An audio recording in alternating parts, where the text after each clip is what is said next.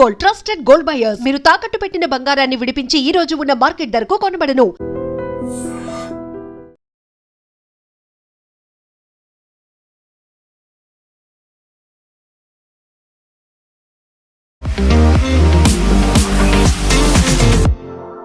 నమస్తే, నేను Kavitha. Welcome to I dream news and నిజాలు. హర్ముజ్ జలసంధి గుండా వెళ్లేటువంటి ప్రతి వాణిజ్య నౌక మీద 20% టోల్ ఛార్జ్ విధిస్తాము, వాటికి రక్షణ కల్పిస్తాము అని చెప్పినటువంటి డొనాల్డ్ ట్రంప్ గంటల వ్యవధిలోనే ఆ మాట మార్చేశారు. ఇప్పుడు టోల్ అనేది మేము వసూలు చేయము, కాకపోతే గల్ఫ్తో వాణిజ్య ఒప్పందాలు కుదుర్చుకుంటాము, ఆ వచ్చే డబ్బుతోనే మేము ఈ పనంతా చేస్తాము అనే మాట చెప్పింది. దీంతో పాటుగా గతంలోనే డొనాల్డ్ ట్రంప్ని లేపేయడానికి ఇరాన్ పన్నాగం పండింది అనేటువంటి మాటని ఇజ్రాయెల్ ట్రంప్కు చెప్పింది. ఆ నేపథ్యంలోనే 1000 మిసైళ్లతో ఇరాన్ మీద దాడి చేస్తామన్నారు. ఇప్పుడు సరికొత్తగా ఇంకొక న్యూస్ వస్తోంది. ట్రంప్తో పాటుగా అమెరికాలో ఉన్నటువంటి కీలకమైనటువంటి వ్యక్తుల ఫోన్లని ఇరాన్ ట్యాప్ చేస్తోంది అనేటువంటి మాట. ఇప్పుడు నిజంగానే ఇజ్రాయెల్ చెప్పినటువంటి మాట నిజమవుతోందా? అండ్ ట్రంప్ ఎందుకని 20% టోల్కి సంబంధించి వెనకడుగు వేశారు? నెక్స్ట్ ఏం జరగబోతోంది? హర్ముజ్ జలసంధి ఎప్పుడు ఓపెన్ అవుతుంది? మనతో పాటుగా ఉన్నారు సీనియర్ జర్నలిస్ట్ సురేష్ కొచ్చతిల్ గారు. సార్ నమస్తే. సో మీరు ముందే చెప్పారు 20% అనేది మళ్ళీ వెనకడుగు వేస్తారు అనేది, బట్ దాన్ని ఇంకో రకంగా చెప్పారు. గల్ఫ్ దేశాల దగ్గర విపరీతంగా డబ్బు ఉంది, వాళ్ళతో మేము వాణిజ్య ఒప్పందాలు చేసుకుంటాం, వచ్చే డబ్బుతో ఈ పని చేస్తాం, బట్ నేను కేర్ టేకర్ని హర్ముజ్ జలసంధికి అనేటువంటి మాట మళ్ళీ ఎందుకు అలా ఇండైరెక్ట్గా చెప్తున్నారు? అంటే బేసిక్లీ ఒకటి, ఇరాన్ని హార్ముజ్ స్ట్రైట్ని వాళ్ళ కంట్రోల్ ఉండకూడదని ట్రంప్ చాలా క్లియర్గా ఉన్నది. ఎందుకంటే కాంపిటీషన్ అయిపోయింది. ఇప్పుడు ఇరాన్ తీసుకుంటే ఇరాన్ కమిషన్ కొట్టేస్తారు, నేను తీసుకుంటే నా కమిషన్ రావాలని చెప్పి ఇప్పుడు కాంపిటీషన్ అయిపోయింది. సో ఇంటర్నేషనల్ మ్యారిటైమ్ రూల్స్ ప్రకారం మీరు ఒక ఫ్రీ ఫ్లోయింగ్ రివర్ సిస్టమో లేకుంటే ఓషన్ సిస్టమో మీరు టారిఫ్ ఛార్జ్ చేయలేరు. అది అలౌడ్ కాదు. అది దానికోసం ముందే మ్యారిటైమ్ వాళ్ళు ముందే చెప్పారు, ఇది ఇరాన్ చెప్పినప్పుడు చెప్పారు చేయలేరు మీరు, it's illegal as per law అని చెప్పేసి. మళ్ళీ ట్రంప్ అదే చేస్తున్నారు. మళ్ళీ మార్కో రూబియో మొన్న చెప్పారు that no nation can charge at toll అని చెప్పి. సడన్గా ఆయన నిన్న అడిగారు, మళ్ళీ ట్రంప్ అన్నారంటే అప్పుడే బహుశా ఆయన మాట్లాడుంటారు ట్రంప్ దగ్గర, డోంట్ డూ దిస్. ఇప్పుడు పెట్టుబడి అనేది చాలా ఓపెన్ సిస్టమ్, అమౌంట్ కమిట్మెంట్ లేదు. మీరు 2 బిలియన్ పెడతారా, 3 బిలియన్ పెడతారా. ఆల్రెడీ ఖత్తర్ అనేది యుఎస్లో చాలా పెద్ద ఇన్వెస్ట్మెంట్ ఉంది వాళ్ళది. ఖత్తర్ ఫౌండేషన్ అని చెప్పి, ఖత్తర్లో ఉన్న రాణి మదర్, షీ కంట్రోల్స్ ఇట్. యుఎస్లో ప్రతి యూనివర్సిటీలో పెట్టుబడి పెట్టి వాళ్ళ బ్రాంచ్ వాళ్ళు దోహాలో పెట్టుకున్నారు. జార్జ్టౌన్ యూనివర్సిటీ, మీరు కార్నెల్, మీరు ప్రతి university is there in Doha. ఎందుకు? షార్జా దగ్గర నుంచి కాంపిటీషన్ ఉంది వాళ్ళకి. షార్జా ఆయన కూడా ఇది కావాలని చెప్పి ఆయన కూడా పెట్టుబడి పెట్టారు. సో కండిషన్ ఏంటంటే యుఎస్లో మీరు మా దగ్గర 200 మిలియన్, 300 మిలియన్, 500 మిలియన్, $1 బిలియన్ ఇస్తే మాకు ఒక రెవెన్యూ చెస్ట్ లాగా ఉంటుంది మా దగ్గర. అక్కడ గవర్నమెంట్ డబ్బులు ఏం రావు, ప్రైవేట్ యూనివర్సిటీ వాళ్ళ డబ్బులతో నడిపించాలని. సో వాళ్ళు ఏం చేస్తారు, వాళ్ళు ఈ డబ్బులు తీసుకొని సరే మాకు ఒక శాటిలైట్ యూనిట్ మీద మా దగ్గర అక్కడ పెట్టండి, ఏషియాలో ఉన్న పిల్లలంతా అక్కడికి వస్తారు, మా దగ్గర వచ్చి చదువుకుంటారని. ఇది ఖత్తర్ది స్ట్రాటజీ అన్నమాట. పైకేమో ఒక ఎడ్యుకేషన్ హబ్ని డెవలప్ చేస్తున్నామని చెప్పడంతో పాటు, ఎందుకంటే వీళ్ళకి తెలుసు ఏదో ఒక రోజు ఆయిల్ అనేది అయిపోతుంది, గ్యాస్ అనేది అయిపోతుంది. సౌదీ అరేబియా చూడండి, వాళ్ళు యుఏఈతో పోటీ పెట్టుకుంటున్నారు. వీళ్ళందరికన్నా ముందు యుఏఈ మొదలు పెట్టారు ఇది. ఎందుకంటే యుఏఈ దగ్గర ఆయిల్, అంటే యుఏఈలో దుబాయ్ దగ్గర ఆయిల్ లేదు, అబుదాబి దగ్గర ఆయిల్ ఉంది. సో దుబాయ్ ఏం చేశారు, టూరిజం హబ్గా కన్వర్ట్ చేసుకున్నారు. టూరిజం మీద డిపెండ్. దానికోసం యుద్ధం జరిగి 2 రోజుల తర్వాత ఫస్ట్ అటాక్ జరిగింది దుబాయ్ ఎయిర్పోర్ట్ మీద జరిగింది, ఇరాన్ది. ఎందుకంటే వాళ్ళకి తెలుసు వాళ్ళ మెయిన్ డబ్బులు ఎక్కడి నుంచి వస్తుంది అనేది. ఇప్పుడు ప్రెసిడెంట్ ట్రంప్ చెప్తున్న దానికి ఒక క్లోజర్ లేదు. ఎందుకంటే ఒకటి, బుషేర్ మీద నిన్న అటాక్ జరిగి, నేను ఇప్పుడు అదే చూస్తున్నాను, latest wave of attacks over అంటున్నారు. అంటే లేటెస్ట్ వేవ్, ప్రతిరోజు ఒక వేవ్ కొడుతున్నారు వీళ్ళు.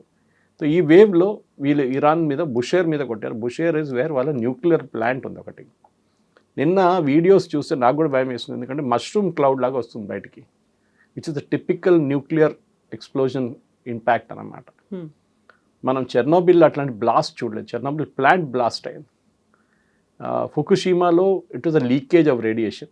కానీ మనం హిరోషిమా, నాగసాకి తర్వాత మనం ఒక మష్రూమ్ క్లౌడ్ని చూడలేదు ఇంకెప్పుడు దాకా. బహుశా ఇది మెయిన్ ప్లాంట్ కొట్టలేమో, దాని పక్కన ఏదో కొట్టుంటారు, కానీ ఇంపాక్ట్ ఇస్ హెవీ. ఇప్పుడు ఇరాన్ వైపు ప్రాబ్లం ఏమొస్తుందంటే, ఇరాన్కి America slowly strait of Hormuz మీద పక్కనున్న అన్ని పోర్ట్స్ మీద కొడుతున్నారు వాళ్ళు. ఒకటి వాళ్ళు మెయిన్గా వాళ్ళు చూసిన కెషమ్ ఐలాండ్ ఒకటి కొట్టారు. ఓకే, అది కాకుండా బందర్ అబ్బాస్ కొట్టారు. బందర్ అబ్బాస్ ఇరాన్కి చాలా క్రూషియల్. అక్కడి నుంచే ఇరాన్ కావాల్సిన అన్ని సరుకులు అక్కడి నుంచి వస్తున్నాయి, ఇన్కమింగ్ అండ్ అవుట్ గోయింగ్లో చాలా మటుకు మన కార్గ్ ఐలాండ్ నుంచి ఆయిల్ వెళ్తుంది. ఇక్కడి నుంచి ఓన్లీ ఫర్టిలైజర్, మిగతా ప్రోడక్ట్స్ అన్నీ ఈ ఐలాండ్ నుంచి వెళ్తుంది అనమాట. కార్గ్ ఐలాండ్ నుంచి కాదు అది. That is from Bandar Abbas. Bandar Abbas మీద చాలా డ్యామేజ్ జరిగింది. నిన్న మీరు చూస్తుంటారు 3 సీ డ్రోన్ యూజ్ చేశారు వాళ్ళు. ఫస్ట్ టైం పాసిబ్లీ యుద్ధంలో సీ డ్రోన్ అనే కాన్సెప్ట్ తీసుకొచ్చారు వీళ్ళు. ఆ సీ డ్రోన్తో దాడి చేసి నిన్న వాళ్ళ మెయిన్ పోర్ట్ లోడింగ్ ఏరియాని మొత్తం ధ్వంసం చేశారు యుఎస్.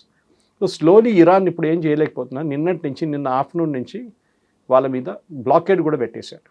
మీరు ఆయిల్ బయటికి తీసుకెళ్లారు, బయట ఉన్న షిప్స్ని బందర్ అబ్బాస్ కానీ, కార్గ్ ఐలాండ్ కానీ, కెషమ్ ఐలాండ్కి మీరు పంపించలేరు.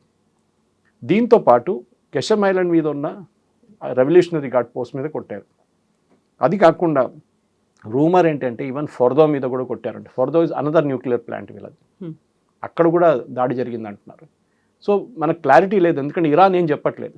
అమెరికా వీడియోస్ రిలీజ్ చేస్తున్నారు. ఇదే టైంలో ఇరాన్ ఏమంటున్నారు, మేము అమెరికా మీద దాడి చేసాం, కువైట్లో ఉన్న వాళ్ళ నేవల్ ఫ్లీట్లో చాలా పెద్ద డ్యామేజ్ జరిగింది, వాళ్ళ లోడింగ్ పాయింట్లో ఎందుకంటే షిప్స్ నిన్న కూడా నేను ఎక్స్ప్లెయిన్ చేశాను బహుశా అది. మన వీళ్ళ అలద్ బేస్ ఉంది వీళ్ళ దగ్గర ఖతర్లో, ఇట్స్ అన్ ఎయిర్ బేస్. మీరు బాంబింగ్ జరుగుతుందని తెలిసే ఒక 5-6 అవర్స్ ముందు ప్లేన్లన్నీ అక్కడి నుంచి తీసుకెళ్ళిపోవచ్చు, మీరు ప్రాబ్లం ఉండదు. కానీ fifth fleet, US fifth fleet అంటే చాలా పెద్ద ఫ్లీట్ అది మొత్తం బేస్డ్ ఉంది. అది ఇక్కడ ఉన్నారు, వీళ్ళ దగ్గర ఉన్నారు, బహ్రెయిన్ దగ్గర. బహ్రెయిన్ కొట్టినప్పుడు న్యాచురల్లీ షిప్స్ మీరు ఫాస్ట్గా మూవ్ చేయలేరు అక్కడి నుంచి, మీకు మినిమం ఒక రోజు పడుతుంది. సో డెఫినెట్లీ డ్యామేజ్ జరుగుంటుంది ఏదో ఒక. బట్ అమెరికా ఇవాళ దాకా ఎప్పుడు క్లియర్గా క్లారిటీ ఇవ్వలేదు. వాళ్ళు ఏమంటే ఫ్యూయల్ లోడింగ్ పాయింట్ మీద కొట్టారంటున్నారు. ఫ్యూయల్ లోడింగ్ పాయింట్ మీద కొడితే డ్యామేజ్ చాలా పెద్దది ఉంటుంది. అంటే it's like a big tank, అది 10-20 ట్యాంకులు ఉంటాయి అట్లాంటిది. సో లోడింగ్ పాయింట్ మీద కొట్టారంటే పక్కన షిప్స్ ఉంటే దాన్ని డ్యామేజ్ జరుగుతుంది అనమాట. సో ఓవరాల్గా చూస్తే అమెరికా ఇప్పుడు short term pain, long term gain అని చూస్తున్నారు. మేము కొన్ని నష్టాలు తీసుకుంటాము కానీ ఇరాన్ని ఉండనీయము, అది America main strategy.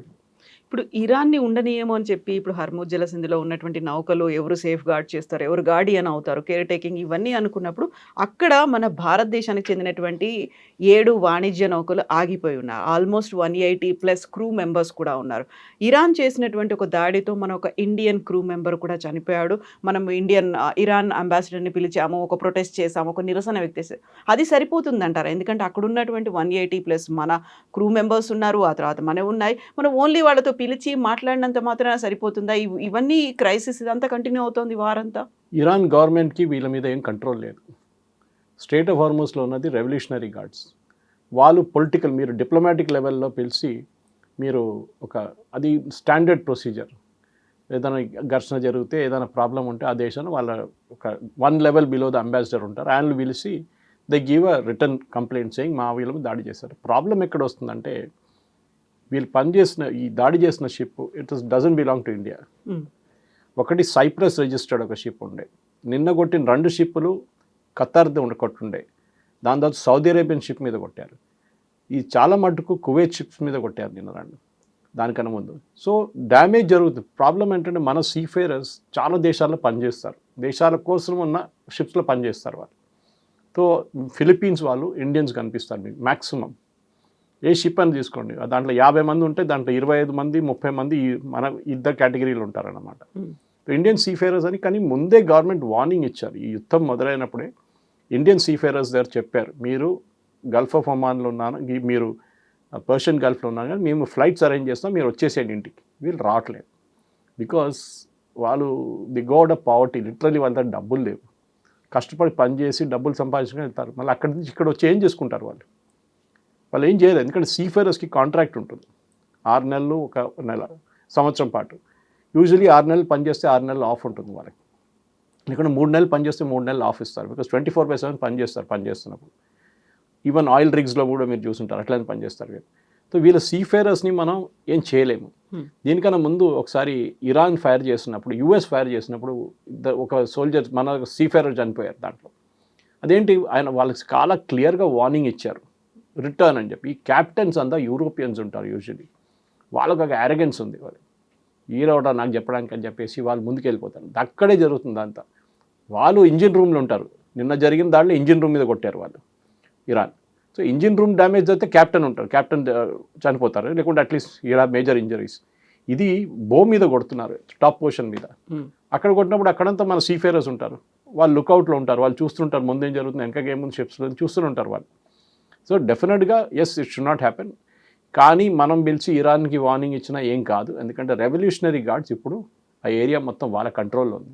And what about అక్కడ స్టాండర్డ్ అయి ఉన్నటువంటి 7 షిప్స్ని మరి ఎట్లా తెప్పించుకుంటాం? అది మనం ఇప్పుడు యుఎస్ ఆర్ నేవీ హెల్ప్తోనే బయటికి తీసుకురావాల్సి వస్తుంది. కానీ నాకు సర్ప్రైజింగ్ ఏంటంటే ఇన్ని రోజులు ఈ సీజ్ ఫైర్ వచ్చినప్పుడు అన్నీ మూవ్ అవుతుండే, వీళ్ళు ఏమైపోయింది, వీళ్ళు ఎందుకు స్టక్ అయ్యారు? కొత్తగా వెళ్ళిన షిప్స్ అది కూడా డౌట్ ఉంది నాకు. ఐ డోంట్ థింక్ ఇది పాత షిప్స్ ఉండొచ్చు అని, అది ఇప్పుడు వెళ్ళి లోడ్ చేసిన షిప్స్ ఉండొచ్చు, అది ఇప్పుడు యుఎస్ నేవీ మూవ్ చేస్తున్నారు వాళ్ళు ఎట్లా. కానీ నిన్న మూవ్ అయింది I think only 5 ships move yesterday. 76 ఉండే 4 రోజుల క్రితం. Usual full before February 20th full మూమెంట్లో 124 షిప్లు మూవ్ అవుతుంది రెండు వైపుల నుంచి. ఇట్స్ వెరీ నారో స్ట్రెచ్, మీకు మనం ఎక్స్ప్లెయిన్ చేసాం కదా, ఒకటి గల్ఫ్ ఆఫ్ ఒమాన్ వైపు నుంచి వెళ్తే ఒకటి ఇరాన్ వైపు నుంచి వెళ్తుంది. 32 కిలోమీటర్లే విడ్త్ అది. Okay, the entire strait of Hormuz అనమాట. అక్కడి నుంచి బయటకు వస్తే it is normal Gulf of Oman నుంచి అరేబియన్ సీ వచ్చి మన గుజరాత్ వైపు రావచ్చు. ప్రాబ్లం ఏంటంటే అమెరికాకి ఒక ఈగో ఇష్యూ, వాళ్ళకి ఎట్లయినా షిప్లన్నీ బయటికి తీసుకురావాలి. ఎందుకంటే అమెరికాలో ఇప్పుడు మళ్ళీ ప్రైసెస్ పెరిగింది, గ్యాలన్కి $4 వచ్చేస్తుంది, $4 వచ్చేస్తుంది, which will be bad news అనమాట ట్రంప్కి. ఆయన ఎట్లనో ఈ రేట్లు తగ్గించడానికి షిప్స్ని బయట తీసుకురావాల్సిందే. ఇప్పుడు మనం ప్రోగ్రామ్ మొదలుపోతే చెక్ చేస్తే 86 ఉంది $1 బ్రెంట్ క్రూడ్.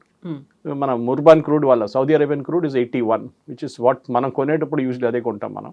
కానీ ఇంటర్నేషనల్ లెవెల్ క్యాల్కులేట్ చేస్తున్నప్పుడు వాళ్ళు బ్రెంట్ క్రూడ్ మీద క్యాల్కులేట్ చేస్తారు.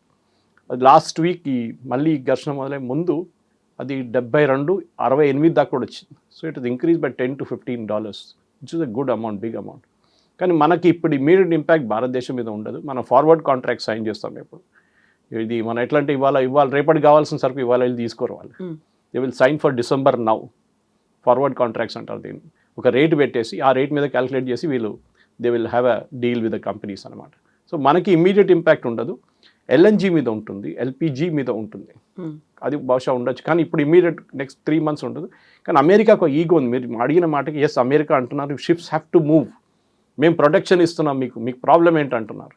వాళ్ళేమో భయపడుతున్నారు. దీంట్లో అంతా మనం ఇన్సూరెన్స్ గురించి మాట్లాడామనుకుంటాం. మొన్న ఈ షిప్స్కి ఇన్సూరెన్స్ ఇవ్వాల్సి వస్తుంది. ఒక్క షిప్ కూడా వితౌట్ ఇన్సూరెన్స్ మూవ్ కాదు. మనం వెహికల్స్ తీసుకున్నప్పుడు థర్డ్ పార్టీ తీసుకుంటాం, లేకుంటే కాంప్రహెన్సివ్ తీసుకుంటాం, అది 1 సంవత్సరానికి తీసుకుంటాం మనం. వీళ్ళకి అది కాదు, వీళ్ళకి ప్రతి ట్రిప్కి తీసుకోవాల్సి వస్తుంది. And they will look at the, మీరు యూరోప్లో తిరుగుతున్నారు, ఎక్కువ ఉండదు ఇన్సూరెన్స్. కానీ మీరు గల్ఫ్కి వచ్చారు, ఇప్పుడు పెరుగుతుంది. మీరు బాబుల్ మందేబ్ నుంచి వెళ్తున్నారా, మీరు స్ట్రేట్ ఆఫ్ హార్ముజ్ నుంచి వెళ్తున్నారా, then again one more issue. మీరు సూయజ్ కెనాల్ నుంచి వస్తున్నారా, మీరు పనామా కెనాల్ నుంచి వస్తున్నారా, లేదు మీరు మలక్కా స్ట్రైట్స్ నుంచి వెళ్తున్నారు. So insurance varies. కానీ ఇప్పుడు ఎవరు ఇన్సూరెన్స్ ఇవ్వట్లేదు ఈ షిప్స్కి. So they are taking personal risk అన్నమాట. సో ఇప్పుడు మొన్న జరిగిన 4 దాడుల్లో కూడా ఆ ships are owned by country, not by company. అదొక పెద్ద డిఫరెన్స్ అనమాట. 2 షిప్లు ఏమో వీళ్ళది ఉండే, ఖతార్ది ఉండే, ఒకటి కువైత్ది and 1 more Saudi Arabian. So వాళ్ళ ప్రాబ్లం ఏంటంటే ఇప్పుడు వాళ్ళ కంట్రీ వాళ్ళే నడిపించుకుంటున్నారు, వాళ్ళ ఫ్లాగ్ ఎక్కించుకొని they are moving out of the gulf. జరగాల్సింది, ఎందుకంటే జరగకపోతే మనకి 86 కాదు 90కి వెళ్ళిపోతుంది ఈజీగా. So we have to move the ships, ఇంకేం ఆప్షన్ లేదు మనకి. అక్కడ స్టాండర్డ్ అయిపోయినటువంటి మన ఇండియన్ షిప్స్ గురించి మాట్లాడుకుంటుంటే అమెరికాలోనే ట్రంప్ కాంగ్రెస్ ఒక డిస్కషన్ అనేది అవుతోంది, రష్యా మీద శాంక్షన్స్ని పెట్టాలి అనేది. ఇప్పుడు 500% ఉన్నదాన్ని 100%కి చేయాలా అనే దాంతో పాటుగా ఆ ఇంపాక్ట్ అనేది భారత్ అండ్ చైనా మీద కూడా ఉండబోతోంది. ఇండైరెక్ట్గా మనం దాన్ని తగ్గించుకునేటువంటి పరిస్థితి, రష్యా నుంచి చేసుకుంటున్నటువంటి ఇంపోర్ట్స్ని మనం తగ్గించుకోవాలి అనేది. సో అక్కడ ఇంపాక్ట్ అనేది మన భారతదేశం మీద ఎలా ఉంటుంది? మీకు గుర్తుంటుంది బైడెన్ ఉన్న టైంలో బైడెన్ మనకు చెప్పారు రష్యా దగ్గర నుంచి ఆయిల్ కొనుక్కోండి. అప్పుడు మోదీ గవర్నమెంట్ ఏం చెప్పారు, మీరు బ్యాన్ పెట్టారు కదా, మా మీద కూడా మీరు టారిఫ్ పెట్టేస్తారంటే కాదు, మీరు కొనుక్కోండి. ఫస్ట్ 30 days ఇచ్చారు, ఆ తర్వాత ఎక్స్టెండ్ చేశారు. అదే జరుగుతుంది. ఎందుకంటే రష్యన్ క్రూడ్ మార్కెట్లో రాకపోతే మళ్ళీ రేట్లు పెరుగుతుంది. అదే చేశారు బైడెన్ టైంలో. ఏం చేశారు, భారతదేశం మనం రష్యా దగ్గర నుంచి క్రూడ్ కొనేసుకొని మనకి కావాల్సిన క్రూడ్ పెట్టుకొని 50 నుంచి 40 నుంచి 50% పెట్టుకొని మిగతా రిఫైన్ చేసి మన యూఎస్కి అమ్మాం మనం. ఆలోచించండి, రష్యన్ క్రూడ్ రష్యా నుంచి డైరెక్ట్ కొనుక్కుండా మన దగ్గర వచ్చి రీఫైన్ చేసి పంపించారు. ఈవెన్ నో కవిత గారు, India is the largest exporter of fuel. మనం అనుకుంటాం, మన కొత్తగా ఎక్కువ ఫ్యూయల్ లేదు కదా మన దగ్గర. మనం ఎట్లా లార్జెస్ట్ ఎక్స్పోర్టర్ ఎట్లయిపోయాం మనం రష్యాకి ఎక్స్పోర్ట్ చేస్తున్నాం డీజిల్ ఇప్పుడు, రష్యన్ రిఫైనరీస్ కొట్టేందని చెప్పేసి. చైనా న్యూస్ ఇప్పుడే వచ్చింది, చైనా వాళ్ళ ప్రీ పాండమిక్ లెవెల్కి వచ్చేసిందంట వాళ్ళ రిజర్వ్స్. వాళ్ళ 290 రోజులు రిజర్వ్స్ ఉన్నాయి. బహుశా అది పడిపోయి ఇప్పుడు 120-130కి వచ్చేస్తుందండి, which is a very dangerous thing. China లాంటి రాజ్యం. అది కాకుండా ఇప్పుడు యూఎస్ మీరు చెప్పినట్ల శాంక్షన్ పెడితే ఏమవుతుంది? China will not bother. China అంటారు రేపటి నుంచి యూఎస్కి ఒక స్పేర్ పార్ట్ కూడా మేము పంపించమంటారు. మళ్ళీ ట్రంప్ దిగొస్తారు. ఇదంతా ప్రపోజల్ పెట్టింది లిండ్సే గ్రామ్ మొన్న యుక్రెయిన్కి వెళ్ళారు. యుక్రెయిన్ నుంచి వచ్చిన తర్వాత చనిపోయారు. పెద్ద కాన్స్పిరసీ థియరీ నడుస్తుంది, ఈ రష్యన్స్ చంపేశారు యుక్రెయిన్కి వెళ్ళినప్పుడు, ఈయన శాంక్షన్స్ అది ఇది అన్నారు. భారతదేశం కూడా శాంక్షన్ పెడతా అన్నారు. కానీ ట్రంప్కి తెలుసు ఈ ఆయిల్, రష్యన్ ఆయిల్ మార్కెట్ రాకపోతే ఇప్పుడున్న $86-100 వెళ్ళిపోతుంది. అండ్ దట్ ఇంపాక్ట్ అమెరికా మీద ఉంటుంది, అన్నిటికంటే పెద్ద అమెరికన్ కన్జ్యూమర్స్ మీద ఉంటుంది. సో జరగదు, మాట్లాడుతూనే ఉంటారు. ఎందుకంటే ప్రెసిడెంట్ ట్రంప్కి ప్రెసిడెంట్ పుటిన్కి చాలా బాగా రిలేషన్షిప్ ఉంది. వాళ్ళు they are on a good terms అన్నమాట. కానీ పొలిటికల్ పాస్చరింగ్లో ఇదంతా నడుస్తుంది. అండ్ ట్రంప్కి ఏమో నేటో తను అస్సలు పడదు. వాళ్ళు నేటో మీద పడుతున్నారు. నేటో మీరేం చేస్తున్నారు, మీరు యుక్రెయిన్ యుద్ధానికి ఎందుకు ఆపట్లేదు, మీరెందుకు ఆయుధాలు ఇవ్వట్లేదు, మా దగ్గర నుంచి మమ్మల్ని ఎందుకు ఇవ్వమంటున్నారు, we will not give anything to Ukraine, ఫ్రీగా ఏమి ఇవ్వం, డబ్బులు ఇచ్చి కొనుక్కోండి చెప్తున్నారు. యుక్రెయిన్కి ఏమో బైడెన్ టైం నుంచి ఫ్రీగా ఇవ్వడం ఉంది. సో రష్యన్ ఆయిల్ మనం కొనుక్కోకపోతే కూడా we will get from other sources, problem లేదు. కానీ ఈ థ్రెట్ నడవదు. మీరు చెప్పినట్లు ముందు ఒక వేవర్ ఇస్తారు, 30 రోజులు అంటారు, తర్వాత ఇంకా 30 రోజులు అంటారు, అది పొడిగించుకుని 120 దాకా పోతుంది అది. సో ఈ ఇష్యూస్ అన్నీ కొనసాగుతున్నప్పుడే ట్రంప్ ఇంకొక స్టేట్మెంట్ కూడా ఇచ్చారు. అక్కడ ఉన్నటువంటి పవర్ ప్లాంట్స్తో పాటుగా బ్రిడ్జిలు వీటన్నిటిని మేము లేపేస్తాము అనేటువంటి మాట, వి బాంబ్ దెమ్ అనేటువంటి ఒక మాట, ఒక statement. And at the same time అక్కడ జరుగుతున్నటువంటి ఇష్యూస్, ఫోన్ ట్యాపింగ్లు అనేవి ఏం జరగబోతోంది అక్కడ? అమెరికాకు చెందినటువంటి కీలకమైనటువంటి లీడర్ల ఫోన్ ట్యాప్లని ఇరాన్ చేసింది అనే. ఇది ఇరాన్ దీనికన్నా ముందు కూడా చేశారు. ఇది ఇన్ఫ్యాక్ట్ ఐ థింక్ 2-3 సంవత్సరాల ముందు సంథింగ్ సిమిలర్ హ్యాపెండ్. అది ఎలక్షన్తో ఒక కనెక్షన్ ఉండే దానికి. అప్పుడు జరిగిన ఎలక్షన్తో ఫోన్ ట్యాప్ చేస్తున్నారు, ఫోన్ రష్యన్స్ ఇన్ఫ్లుయెన్స్ చేస్తున్నారు, చైనీస్ ఇన్ఫ్లుయెన్స్ చేస్తున్నారు, ఇరానియన్స్ హ్యాకింగ్లో చాలా మంచి ఎక్స్పర్ట్స్ వాళ్ళు. అండ్ దీనికన్నా ముందు కూడా వాళ్ళు చేశారు. కానీ ఇప్పుడు వచ్చిన దాంట్లో వార్తల్లో ఇజ్రాయెల్ కనెక్షన్ ఒకటి వచ్చింది. ఇజ్రాయెల్ వీళ్ళ ఫోన్స్ ఎప్పటి నుంచో ట్యాప్ చేస్తున్నారు. ఎట్లా తెలిసిందండి వీళ్ళందరు కమాండర్లు ఒక చోట ఉంటారని? వాళ్ళ తోడు ఫోన్ తీసుకెళ్లారు వాళ్ళు. ఆబ్వియస్లీ వీళ్ళందరూ ఒకటే బిల్డింగ్లో ఉన్నారని తెలిసిపోయింది. ఫోన్ ఆన్ చేయగానే లొకేషన్ తెలిసిపోతున్నారు. మన లొకేషన్ కూడా ఆన్ చేయక్కర్లేదు. Your phone has an IMEI location which can trace it. అది ఇజ్రాయెల్ ఎక్స్పర్ట్స్ దాంట్లో. మనం పెగసస్ అనే ఒక సాఫ్ట్వేర్ విన్నాం, మనం కూడా కొనుక్కొచ్చుకున్నామనే ఆరోపణ ఉంది. ఇప్పుడు కూడా వీఆర్ యూజింగ్ ఇట్. అది మనం బయట ఎక్కువ మాట్లాడడం దాని గురించి, ఎందుకంటే it's used against terrorist mostly. So Israel is the production home for Pegasus. అట్లాంటి వాళ్ళ దగ్గర హై అండ్ సాఫ్ట్వేర్ ఉంది. మొన్న ప్రెసిడెంట్ ట్రంప్కి థ్రెట్ వచ్చినప్పుడు CIA and secret service proof అడిగారంట ఇజ్రాయెల్ దగ్గర.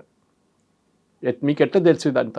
So Israel I believe of course confidential బేసిస్లో షేర్ చేశారు అది 1-to-1లో. దాని నుంచి దీస్ పీపుల్ ఆల్ కేమ్. అప్పుడే ఈ న్యూస్ బయటకు వచ్చింది దట్ ఇరానియన్ ఫోన్స్ అంతా వీళ్ళు ట్యాప్ చేస్తున్నారని. మీకు గుర్తుంటుంది మన దగ్గర ఈ పేజర్ బాంబ్ బ్లాస్ట్ జరిగింది. ఓకే, హమాస్ వ్యతిరేకంగా. హమాస్ లీడర్స్ అందరినీ ఆల్మోస్ట్ టాప్ 20-25 లీడర్స్ని తీసేశారు వాళ్ళు ఒకటేసారి. ఏం చేశారు, ఆ పేజర్ కంపెనీ పేరు మించి తయారు చేయించారు. ఒక ఇండియన్ ఇన్వాల్వ్డ్ ఉండే దాంట్లో. ఆ కంపెనీ అసలు ఎగ్జిస్టే లేదు.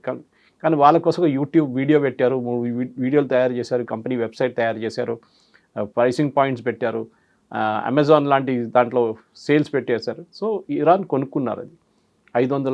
ఇరాన్ కొనుక్కొని హెజ్బుల్లాకి పంపించారు, హూతీలు పంపించారు అండ్ హమాస్ పంపించారు.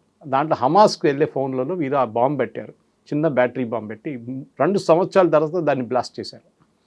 అది వీళ్ళ కేపబిలిటీ. ఇజ్రాయెల్ మొసాడ్ కానీ Shin Bet, Mossad is our external, Shin Bet is our internal secret service. They are CIA కన్నా చాలా మంచి. ఈవెన్ మీరు అమెరికన్ కాదు, ఏ కంట్రీ సీక్రెట్ సర్వీస్ కూడా ఇజ్రాయెల్ దగ్గర రాలేరు. సో చేశారు, ఎస్, దాంట్లో డౌట్ లేదు. ఎందుకంటే మీకు గుర్తుంటుంది, పాత ఒక కేసు ఉండే, ఇరాన్ న్యూక్లియర్ పవర్ ప్లాంట్ నడిపించే అండ్ వాళ్ళ పవర్ గ్రిడ్ది సాఫ్ట్వేర్ ఒకటి ఉండే. ఈ సాఫ్ట్వేర్ అంతా ఆ టైంలో 5-6 సంవత్సరాల ముందు CDలో స్టోర్ చేస్తుండే. అంటే మీకు ఎప్పుడైనా ఒక సాఫ్ట్వేర్ కరప్ట్ అయిందంటే మళ్ళీ అది అప్డేట్ చేయడానికి CD పెట్టి మళ్ళీ అప్డేట్ చేస్తారు సిస్టమ్. ఒకరోజు ఇజ్రాయేలీ సీక్రెట్ సర్వీస్ అంటే మొసాడ్ వీళ్ళు వచ్చి ఈ ప్లాంట్ లోపల దూరి వాల్ట్ ఓపెన్ చేసి, సీక్రెట్ వాల్ట్ ఓపెన్ చేసి ఈ సీడీలు 500 సీడీలు పట్టుకెళ్ళిపోయారు ఇజ్రాయెల్కి. ఇరాన్కి తెలియలేదు. వాళ్ళు అనుకున్నారు వాల్ట్ ఉంది, వాల్ట్ బాగానే ఉంది. సేఫ్గానే ఉందనుకున్నాను. మూడో రోజు నెటన్యాహు ప్రెస్ కాన్ఫరెన్స్ పెట్టి ఈ సీడీలను డిస్ప్లే చేసిన అప్పుడు ఇరాన్ తెలిసింది మా దగ్గర ఉన్న సీడీలు కొట్టేశారు వీళ్ళని. So this is nothing surprising. And యుద్ధంలో ఎప్పుడు అంటాం కదా all is fair in love and war అని. సో ఇది కూడా అంతే. దెన్ ఇది నడుస్తుంది ఇంకా. కానీ ఇప్పుడు ట్రంప్ సిచ్యువేషన్ నాకు కొంచెం బాధ అనిపించింది. ఇప్పుడు ఐ వాజ్ జస్ట్ రీడింగ్, ఇప్పుడు జరిగిన ఒక స్ట్రైక్లో 7 మంది ఇరానియన్ సోల్జర్స్ చనిపోయారంటే. ఇరాన్ అంటున్నారు ఇది, సెంట్కామ్ ఏం చెప్పట్లేదు కదా. సెంట్కామ్ చెప్పలేదు కానీ they have given a statement. So this ఇప్పుడు యుద్ధం నెక్స్ట్ లెవెల్కి వెళ్తుంది. ఇప్పుడు దాకా ఇరాన్ ఎప్పుడు చెప్పలేదు వాళ్ళు సోల్జర్స్ చనిపోయారని. ఇప్పుడు స్టేట్మెంట్ వస్తుంది. This is as of 5 seconds ago. So war ఇంకో డైరెక్షన్లో మారిపోతుంది. ఇప్పుడు అమెరికా ఇరానియన్ సోల్జర్స్ మీద దాడి చేస్తున్నారు. రెవల్యూషనరీ గార్డ్స్ కాదు, సోల్జర్స్. ఇది మీకు గుర్తుంటుంది, ఇది షా ఆఫ్ ఇరాన్ టైం నుంచి ఉన్న ప్రాబ్లం ఇది. ఖొమేనీకి ఎప్పుడు డౌట్ ఉంటే Iranian soldiers, Shah of Iran మనుషులు యుఎస్ ట్రైనింగ్ తీసుకున్నారు, వీళ్ళు మాతో ఎప్పుడు పనికిరాదు, మాతో పని చేయరు, మమ్మల్ని వెనక నుంచి పొడి చేస్తారని చెప్పి కట్టప్ప స్టైల్లో. ఇదే జరిగింది. రెవల్యూషనరీ గార్డ్ సెటప్ చేశారు. Revolutionary guard running the country. ఇప్పుడు రెవల్యూషనరీ గార్డ్ మీద దాడి చేస్తున్నారు, ఇరానియన్ ఆర్మీ మీద కూడా దాడి చేస్తున్నారు. బహుశా ఇరానియన్ ఆర్మీని ఒక కూ కోసం రెడీ చేస్తున్నారు అమెరికా. వాళ్ళు బయటకు వచ్చి గవర్నమెంట్ని, వాళ్ళ దగ్గర ఆయుధాలు ఉన్నాయి కదా, they can actually fight. So బహుశా అదే జరుగుతుంది. And I'm just reading that news అనమాట ఇప్పుడు. కానీ దీని నుంచి మనం చూసే బుషర్ ప్లాంట్ అండ్ 30 civilians కిల్డ్ అంటున్నారు ఇరాన్. ఇప్పుడు లేటెస్ట్ న్యూస్ సదర్న్ ఇరాన్లో 3 locations బుషేర్లో కొట్టారని చెప్పి వాళ్ళ గవర్నర్ ఇప్పుడే స్టేట్మెంట్ ఇచ్చారు ఇర్నా న్యూస్ ఏజెన్సీ నుంచి. ఇది and rescue teams currently alert and బుషేర్లో జరిగిందే పెద్ద వరి. సో బహుశా అమెరికా వాళ్ళ లేటెస్ట్ ఇది వేవ్ అయిపోయింది అన్నారు, కానీ రేపటి వేవ్ ఏమవుతుందో చూడాలి. ఇది ఇట్లనే కొనసాగితే నెక్స్ట్ ఒక 13-14 రోజుల్లో I think Iran will have to surrender. వాళ్ళకి ఇంకా ఆప్షన్ లేదు వాళ్ళ దగ్గర. ఫోన్ హ్యాకింగ్లో ఇజ్రాయెల్ చెప్తోంది ఇరాన్ హ్యాక్ చేస్తోంది అని. ఇరాన్ కూడా హ్యాక్ చేసింది, అందువల్లే ట్రంప్ ఎక్కడున్నాడు, ఏం చేస్తున్నాడు అనేది తెలుస్తుంది. మొసాద్ వీటికి తోడుగా అమెరికా దగ్గర కూడా CIA ఉంది, సెంట్కామ్ ఉంది. వీళ్ళందరూ కూడా చాలా క్రూషియల్గా కీ రోల్ ప్లే చేస్తుంటారు. బట్ వాళ్ళెందుకు కొంచెం వెనకపడ్డారా, లేకుంటే వీళ్ళు ఏం చేస్తున్నారు అనేది అర్థం చేసుకోలేకపోయారా? అమెరికన్ సీక్రెట్ సర్వీస్ పాత సిస్టమ్ లాగా లేరు, ఇప్పుడు పనిచేయట్లేదు, అంత ఎఫిషియెంట్ కాదు వాళ్ళు. ప్రెసిడెంట్ ట్రంప్ అసాసినేషన్ అటెంప్ట్ జరిగినప్పుడు మీకు గుర్తుంటుంది, ఆయన రూఫ్ నుంచి పబ్లిక్ మీటింగ్లో పార్టిసిపేట్ చేస్తున్నప్పుడు ఆ అటాక్లో దానికన్నా ముందు 22 సీక్రెట్ మెసేజెస్ వచ్చిందంట. ఇట్లా ఒక అటాక్ జరగవచ్చు, 2-3 వస్తున్నారు దీనికని చెప్పి మెసేజ్ ఇచ్చిన తర్వాత కూడా సీక్రెట్ సర్వీస్ ఏం చేయలేకపోయారు. వాళ్ళ దాంట్లో ప్రాబ్లమ్స్ ఏంటంటే FBIది ఒక జ్యూరిస్డిక్షన్ ఉంటుంది, CIA ఎక్స్టర్నల్ చూసుకుంటారు. కూస్ కానీ బంగ్లాదేశ్ లాంటి రైట్స్ చేయడం, శ్రీలంకలో రైట్స్ అది వాళ్ళు చేపిస్తారు CIA. ఈ FBI ఏమో ఇంటర్నల్ సెక్యూరిటీ చూసుకుంటారు వాళ్ళు విత్ ఇన్ US. వీళ్ళకి డిపార్ట్మెంట్ ఆఫ్ హోమ్ల్యాండ్ సెక్యూరిటీ అని చెప్పి 9/11 తర్వాత కూడా పెట్టారు వీళ్ళు. That I think the best department. వాళ్ళకి డౌట్ లేదు, వాళ్ళు ఇవాళ దాకా ఒక టెర్రరిస్ట్ అటాక్ జరగలేదు USలో, చాలా బాగా ఆడుకున్నారు వాళ్ళు. కానీ ఎక్స్టర్నల్ ఇంటెలిజెన్స్ తీసుకురావడంలోనే ఇక్కడ పెద్ద ప్రాబ్లం వస్తుంది వీళ్ళకి. మీరు బిలీవ్ చేయరు, వాళ్ళు అమెరికా అక్యూజ్ చేశారు ఇజ్రాయెల్ని దట్ యూ హ్యాక్డ్, మా సిస్టమ్స్ హ్యాక్ చేశారు, మా ఫోన్స్ హ్యాక్. అమెరికా ఎప్పుడూ అక్యూజ్ చేస్తున్నారు. అంటే ఇజ్రాయెల్ డినై చేయట్లేదు. ఇజ్రాయెల్ ఎప్పుడు చెప్పారు మేము చేయట్లేదు చేస్తామని. ఇజ్రాయెల్ తెలుసు, మీరు ఒక నంబర్ ప్లేట్ పెట్టి ఒక కార్ తిరిగితే USలో Israel has access to it. అంత డీప్ యాక్సెస్ ఉంది వాళ్ళకి. అండ్ డెఫినెట్గా ఇరాన్ దగ్గర ఆ రోజు ప్రెసిడెంట్ ట్రంప్ ప్లేన్ చేంజ్ చేయాల్సి వచ్చిన కారణం అది. He had to go from the new air force 1 to the old air force 1. ఎందుకంటే క్లియర్గా వీళ్ళు టర్కీలో అంకారా నుంచి ప్లేన్ టేక్ ఆఫ్ చేస్తున్న టైంలో షూట్ చేయడానికి ఇరాన్ ప్లాన్ వేసుకున్నారు, మిసైల్ పెట్టేసి కొట్టడానికి. కానీ ఆ రోజు చెప్పిన తర్వాత రూట్ మార్చేశారు. ప్రెసిడెంట్ ట్రంప్ US వెళ్ళకుండా లండన్కి వెళ్ళారు. లండన్కి వెళ్ళి లండన్ నుంచి ఎయిర్క్రాఫ్ట్ మార్చి మళ్ళీ కొత్త ఎయిర్ ఫోర్స్ 1 నుంచి అక్కడికి వెళ్ళారు. సో కన్ఫ్యూజ్ చేయడానికి అన్నమాట బేసిక్. ఇప్పుడు మీరు ఆలోచించండి నెటన్యాహు సెక్యూరిటీ ఎంత ఉంటుంది. ఎందుకంటే మీరు మన ఇరాన్ రిలీజ్ చేసిన లిస్ట్లో number 1 is not Trump, number 1 is Netanyahu. So Israeli prime, ఎందుకంటే మనం చూసాం దీనికన్నా ముందు కూడా దే లాస్ట్ 1 ప్రైమ్ మినిస్టర్ ఈ టెర్రర్ అటాక్తో, ఇట్లానే ఆయన అసాసినేట్ చేశారు. అది Yitzhak Rabin or somebody else, I don't remember, one of them died అట్లా. సో సెక్యూరిటీ చాలా టైట్ ఉంటుంది ఇజ్రాయలీ లీడర్స్ ఎప్పుడు. అండ్ ఇజ్రాయెల్కి ఒక పారానోయా ఉంది. వాళ్ళు ఇంగ్లీష్లో అంటారు లుకింగ్ ఓవర్ యువర్ షోల్డర్ అని చెప్పి, వెనక ఎవరి నుంచి వస్తున్నాడు చూస్తూనే ఉంటారు. ఎవరు వెన్నుపోటు పడుస్తారు డెఫినెట్గా. ఎందుకంటే వాళ్ళ ఒక దేశం అట్లనే వాళ్ళు పుట్టారు. వాళ్ళు దే వర్ బోర్న్ ఇన్ 1948 మే, మనకి ఇండిపెండెన్స్ వచ్చి 1 సంవత్సరం తర్వాత. ఇవాళ కూడా ఇజ్రాయేలీ సీక్రెట్ సర్వీస్ మనతో పనిచేస్తున్నారు. మనకి కార్గిల్లో అమెరికా జీపీఎస్ డిసేబుల్ చేసేసారు. మన ఎయిర్క్రాఫ్ట్ కానీ మన గ్రౌండ్ స్టేషన్స్ కానీ జీపీఎస్ వాడలేకపోయారు. ఆలోచించండి, మీరు హైదరాబాద్లో ఉన్న సడన్లీ జీపీఎస్ ఆఫ్ చేస్తుంది, ఎందుకంటే we're depending on American satellites. ఇప్పుడు మన శాటిలైట్స్ తయారు చేసుకున్నాం దానికోసం. So now your local GPS use చేసి మన ఎయిర్క్రాఫ్ట్ కూడా మన దగ్గర సివిలియన్ ఇండిగో ఆ జీపీఎస్ యూస్ చేసి ఫ్లై చేశారు. Okay, I think Mumbai to Delhi I think it was. So చాలా క్లియర్గా ఇజ్రాయేలీ ఇంటెలిజెన్స్ అనేది టాప్ క్లాస్, అంటే డౌట్ లేదు. వాళ్ళు హ్యాక్ చేశారంటే ఐ విల్ బిలీవ్ దాట్ అన్నమాట. కానీ ప్రాబ్లం ఎక్కడ వస్తుందంటే ఇజ్రాయెల్లో వాళ్ళు అమెరికన్ అంతా వాళ్ళకి they don't trust, American trust చేయరు వాళ్ళు. చాలా పెద్ద ప్రాబ్లం ఉంది అమెరికాలో. ఎందుకంటే దీనికన్నా ముందు కూడా అమెరికాతో సహాయం చేసినప్పుడు కూడా చైనీస్ హ్యాక్ చేశారు. చైనీస్ అమెరికన్ సిస్టమ్స్లో హ్యాక్ చేసినారు వాళ్ళు, దాంట్లో కూడా వాళ్ళ ఎక్స్పర్ట్స్. రష్యన్స్ దానికన్నా పెద్ద ఎక్స్పర్ట్స్, వాళ్ళు కూడా హ్యాక్ చేస్తున్నారు అమెరికన్ సిస్టమ్స్ని, ఎస్పెషలీ పెంటగన్లో ఉన్న సిస్టమ్స్ హ్యాక్ చేయడంలో.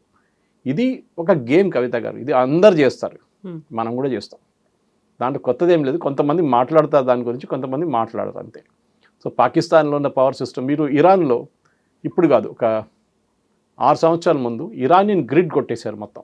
ఒకరోజు రాత్రి entire Iran went blank. Israel చేసిన పని అది. స్టుక్నెట్స్ అని చెప్పి STUNEXT అని చెప్పి ఒక software, worm software, they put it in to the Iranian grid. అది మొత్తం సిస్టమ్స్ ఫార్మాట్ చేసి పడేసింది. And within no time Iran went blank. మన దగ్గర పవర్ గ్రిడ్ ఉంది చూడండి, ఇక్కడ కూడా థ్రెట్ ఉంది మనకి. ఒకరోజు జరిగింది అది మన దగ్గర కూడా, పవర్ గ్రిడ్లో ఎవరో హ్యాక్ చేశారు. సో పవర్ షట్ డౌన్ చేయడం చాలా ఈజీ. యుద్ధం మొదలైంది అనుకోండి, ఆ రోజు మీరు పవర్ షట్ డౌన్ చేస్తే ఏం చేస్తారు? ఎయిర్ ఫోర్స్ ఫ్లై చేయలేరు, ఆర్మీ ఏం చేయలేరు, నేవీ ఏం చేయలేరు. సో ఇది చాలా మన ఇప్పుడు యుద్ధం అనేది మనం రష్యా యుక్రెయిన్ యుద్ధం నుంచి నేర్చుకుంటున్నాం. ఇప్పుడు మన ఏదో 1000 మంది పరిగెత్తుకుంటూ వెళ్తున్నారు, ట్యాంకులు వెళ్తున్నాయి, అదే అన్నీ అయిపోయినాయి. దాట్ ఎరా ఈజ్ ఓవర్. ఫిజికల్ వార్ఫేర్ అనేది ఉండదు ఇంకా, లేదు. ఫేస్ టు ఫేస్ కాంబాట్ లేదు. It is more technology. ఇక్కడ నుంచి ఒక బటన్ ప్రెస్ చేస్తాం, అక్కడ ఒక మిసైల్ వెళ్ళి పడుతుంది, వాళ్ళు అదే చేస్తారు, ఇక్కడ వచ్చి పడుతుంది. ఇదే జరుగుతుంది. డ్రోన్ యూజ్ చేస్తుంది. మనం చూస్తున్నాం ఇరాన్ ఇన్ని రోజులు ఎట్లా అడ్డుకున్నారు యూఎస్ని. జార్డన్ మీద ఫైర్ చేశారు. I was analysing the distance. Jordan అంటే you have to cross Israel. మొన్నదాకా ఇజ్రాయెల్ మ్యాక్సిమం అటెంప్ట్ అనుకున్నాం, ఇజ్రాయెల్ క్రాస్ చేసి జార్డన్ మీద కొట్టారు. అఫ్కోర్స్ వాళ్ళు అడ్డుకుంటున్నారు అని చెప్తున్నారు వాళ్ళు, ఎందుకంటే అక్కడ ఒక US ఎయిర్ ఫోర్స్ బేస్ ఉంది, దాని మీద కొట్టారు వీళ్ళు. మీకు యుద్ధం మొదలైన డిగోగాషి మీద కొట్టిన గుర్తుంటుంది, అది అక్కడ దాకా చేరుకోలేదు. అంటే ఇరాన్ దగ్గర 1500-2000 రేంజ్ ఉంది అనుకున్నారు కిలోమీటర్, కానీ వాళ్ళ దగ్గర ఇప్పుడు ఉన్నది 2200-2300 రేంజ్ కూడా ఉంది వాళ్ళ దగ్గర. అది డీకెపాసిటేట్ చేసి, అది డిస్ట్రాయ్ చేస్తేనే యూఎస్కి రాత్రి నిద్ర వస్తుంది, లేకుంటే రాదు వాళ్ళకి. Next step attack possibly US ships మీద జరగవచ్చు అని చెప్పి US ఇంటెలిజెన్స్ చెప్తున్నారు. అంటే వీళ్ళ గల్ఫ్ ఆఫ్ ఒమాన్లో 2 ఎయిర్క్రాఫ్ట్ క్యారియర్స్ ఉన్నాయి. అబ్రహాం లింకన్ నుంచి జార్జ్ W. బుష్ ఉంది. దాన్ని బ్యాటిల్ గ్రూప్ అంటారు. నేను చెప్పాను చూడండి, ఇంకా ఒక మదర్ షిప్ వెళ్తున్నప్పుడు దాంతో చుట్టూ ఒక 10-12 షిప్స్ ఉంటుంది, ఇంకా వార్ షిప్స్ ఉంటుంది మదర్ షిప్ని ప్రొటెక్ట్ చేయడానికి. సో అక్కడ ఆల్మోస్ట్ 26 నుంచి 28 షిప్స్ ఉన్నాయి అక్కడ. నేను సెంట్కామ్ ఒక పిక్చర్ కూడా రిలీజ్ చేశారు దాని మీద బహుశా దాడి జరిగితే దెన్ ఇరాన్ నెక్స్ట్ గేమ్ మొదలవుతుంది అక్కడి నుంచి. ఇరాన్ చాలా ప్రాక్సీ గ్రూపులను మెయింటైన్ చేస్తుంది, అందులో హూతీలు ఉన్నారు, హమాస్, హిజ్బుల్లా ఉన్నారు అనుకుంటే. ఇప్పుడు హూతీ సౌదీ అరేబియా మీద అటాక్ చేసింది, ఆ పర్మిషన్ మేము ఇవ్వలేదు అంటుంది. హూతీలు వీళ్ళ బియాండ్ కంట్రోల్లో ఉన్నారా, వీళ్ళ చేతుల్లో లేకుండా వాళ్ళంతటి వాళ్ళు డెసిషన్స్ తీసుకుంటున్నారా? అది మనం హోర్ముజ్లో చూస్తున్నాం కదా. హోర్ముజ్లో ఉన్న రెవల్యూషనరీ గార్డ్స్ తెహరాన్ నుంచి ఆర్డర్స్ తీసుకుంటలేరు వాళ్ళు లోకల్ కమాండర్స్ డిసైడ్ చేస్తున్నారు. లేకుంటే ఖతర్ షిప్ మీద ఎవరు దాడి చేస్తారు? మీతో నెగోషియేట్ చేస్తున్న వాళ్ళు ఖతర్, వాళ్ళు ఇరాన్లో కూర్చున్న టైంలో తెహరాన్లో ఉన్నప్పుడు వాళ్ళ షిప్ మీద దాడి చేశారు. ఇప్పుడు హూతీ దగ్గర ఎందుకు జరిగిందంటే కవిత గారు, మొన్న ఈ టీం ఒకటి హూతీ టీం, వీళ్ళ యాక్చువల్ పేరు అన్సరుల్లా హూతీస్ అంటారు వీళ్ళు ఇరాన్ ప్రాక్సీస్ అనగానే వీళ్ళు అందరూ చదువుకుంది కోమ్లో, వీళ్ళ మోస్ట్ రిలీజియస్ సిటీ ఇరాన్లో. అక్కడ వీళ్ళందరూ ఎక్కడి నుంచి వస్తారు, ఖమీనీ ఉన్నారు, వాళ్ళ కొడుకు ముస్తాఫా, అందరూ అక్కడ చదువుకున్నారు మద్రసాలో. వీళ్ళు ఒక మహాన్ ఎయిర్ అని చెప్పి ఎయిర్ ఉంది, ఇరాన్ ఎయిర్లైన్స్ ఒకటి, దాంట్లో వీళ్ళు వచ్చి పికప్ చేశారు వీళ్ళని. వీళ్ళ దగ్గర ఎయిర్క్రాఫ్ట్ లేదు కదా.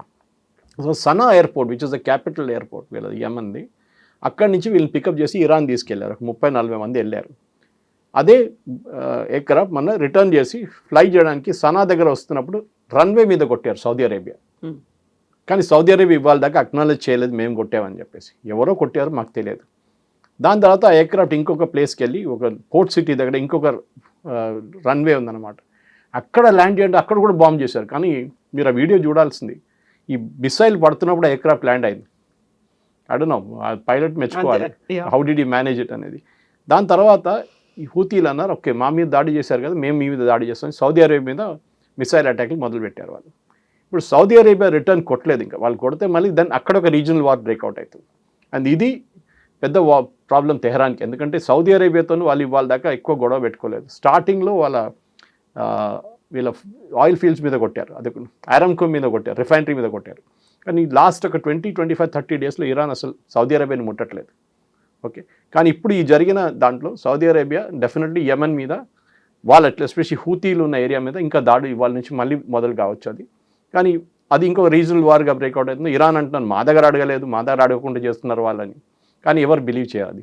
హూతీలు ఇరాన్ దగ్గర పర్మిషన్ తీసుకోకుండా ఏం చేయరు వాళ్ళు.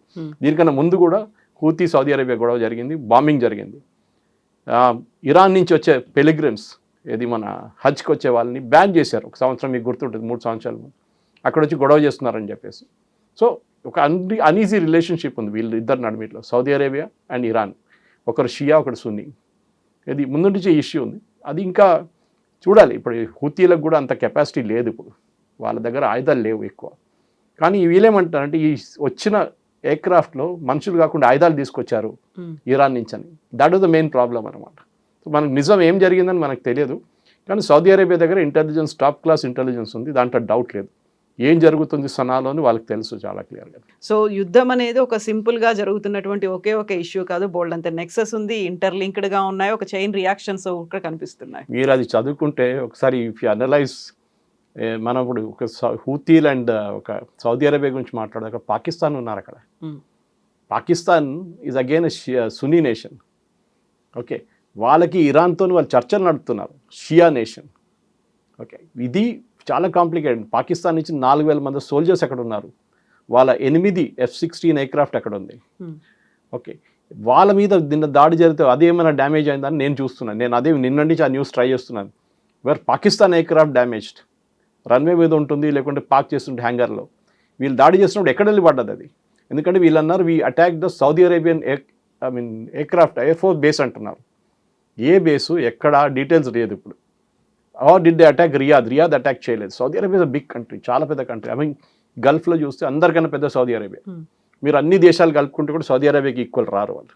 Second biggest is Iran actually, and then UAE of course, Emirates. వాళ్ళు 7 సపరేట్ కంట్రీస్ని ఒక గ్రూప్గా ఉంచుకున్నారు వాళ్ళంతే. కానీ ఈ హూతీల ఇష్యూ ఇక్కడే ఆగిపోతే మంచిది, లేకుంటే వార్ మళ్ళీ అక్కడ ఇంకొక యుద్ధం అక్కడ మొదలైంది. Yes, sir. Thank you. Thank you, sir.